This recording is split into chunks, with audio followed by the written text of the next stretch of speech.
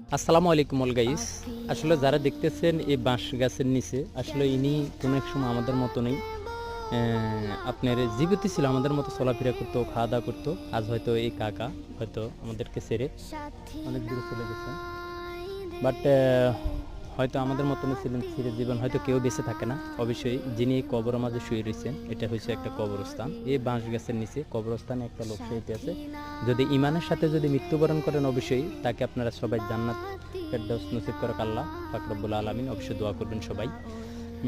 যাক, আর পরবর্তীতে আমার ফ্যামিলি যারা আছেন মারা গেছেন, অবশ্যই সবাইকে ওনার সাথে সাথে জান্নাতুল ফেরদাউস নসিব করেছে। অল গাইস, অবশ্যই সবাই দোয়া করবেন সবার জন্য, কেননা 2 দিনের দুনিয়া। আমরা কোনো এক সময় হয়তো চলে যাব অনেক দূরে, হয়তো চিরস্থায়ী কেউ হবে না। অবশ্যই অল গাইস, অবশ্যই আমার আইডিটা সাবস্ক্রাইব করবেন। এবং আমি MD Mohammad Mir Hossain, page YouTube channel, Chandpur district, Kachua থানা, জগৎপুর আমার বাড়ি। Thank you so much. আসসালামু আলাইকুম।